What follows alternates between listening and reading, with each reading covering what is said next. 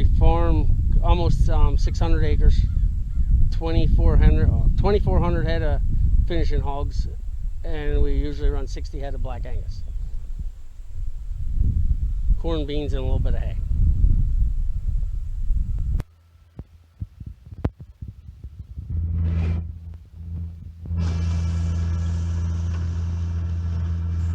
Well, Jeff is a beginning farmer, and he recently took over this operation from his dad. And prior to that, Jeff's dad had worked with the Conservation District in Schuylkill County and put in one of the first manure storages in the county. So Jeff had a familiarity with the Ag Center and knew that there was potential opportunity there for him. And when the farm transitioned, he was quick to put in an EQIP application because he knew he had a lot of conservation projects that he would like to take care of. There were a lot of things that he wanted to address, water quality, soil erosion, and projects like that. I always wanted to try manure injection to save money on nitrogen, and then we've been working with Nancy, NRCS, and she got me hooked up in the CSP program. So that's where I got the money to buy it and put it on. So that's basically how it started, yeah. So I got to plant cover crops, so many acres of cover crops, and inject the manure, and then they give me a payment every year. So which I bought the injectors, and then half the value I got on tax credits from the REAP program, yeah. Jeff's CSP contract, as he mentions, he gets a payment every year. It's a 5-year program, and the payment isn't for the manure injector, but it's for the enhancement that the manure injector is part of, which is enhanced nutrient management, and that's just a component of it. So he's paid for implementing that practice, as well as his existing conservation that he has, basically the existing conservation and the addition of the extra practices that he's willing to do. So over time, that payment he's chosen to put towards the purchase of this equipment. And with NRCS funding, and as he mentioned, REAP funding, it's worked out very nicely for him to be able to afford this piece of equipment. So basically it comes out the top through the flow meter, it regulates it down the pipes, but this disc here and here cuts the slot, and then the pipe shoots it in the ground, and these pinch it shut to hold the manure in. As far as maintenance, it's really only changing the front blades and bearings, probably every 1,000 acres maybe. And that's pretty much it. It's pretty simple. And I just have outrageous corn, and I only put 18 gallons of N on when I planted, and 3,500 gallons of this. So I saved 4 trailer loads of nitrogen, because we don't buy nothing no more. So we buy a little bit in spring, and that's it. A little bit of nitrogen.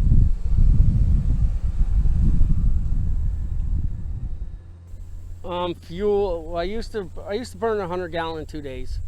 Now I burn 100 gallon in a day and a half, and it takes, normally we would empty that in a week, and this last year it took me 2 weeks. So it was just an extra week on it hauling.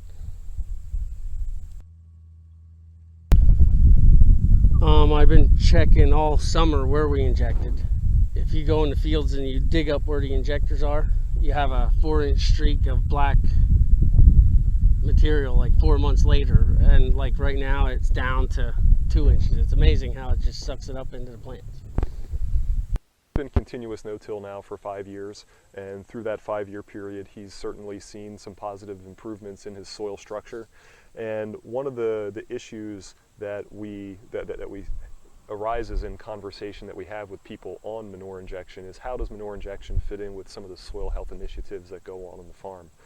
And from Jeff's perspective, and from my perspective as well, I take more of a holistic approach to that soil health initiative.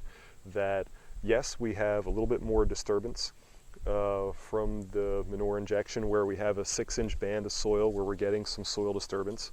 But in Jeff's particular situation, we have enough residue from our small grains. We also have some natural cover crop that's coming up from his wheat stubble, that we have adequate amounts of surface residue to protect the soil from a little bit of disturbance that occurs from the manure injection. But from that holistic approach, the ability to retain an additional 75 pounds of nitrogen that before was just volatilizing into the atmosphere and moving east and becoming somebody else's problem is now contained within our soil unit, where we can use those nutrients to produce a corn crop, saving him some nitrogen fertilizer and reducing his dependence on outside nutrient sources. I think overall NRCS has a positive outlook on manure injection. I think you're able to decrease disturbance even with an incorporation of the manure. Also, you're reducing your nitrogen loss, reducing chance of runoff, and also a big decrease in odor. I do attribute Jeff's willingness to work with us to the good relationship that he saw with the Conservation District on his father's project when he was a teenager. Jeff helped on that project and saw that implemented, and worked with one of my associates, and she provided very good customer service. Low disturbance manure injection fits with the 4R concept of managing the timing, placement, and rates of manure sources to increase nutrient use efficiency. Implementing 4R practices like this one improve on-farm economics, improve farm sustainability, and reduce agriculture's impact on the environment. Jeff's success from manure injection would not have been possible without strong relationships with NRCS, the Conservation District, and his nutrient management plan writer. It's Jeff's commitment to implementing that nutrient plan along with his conservation plan, and pairing that with his advisory team's understanding of farm goals, that results in effective nutrient reductions without sacrificing yield.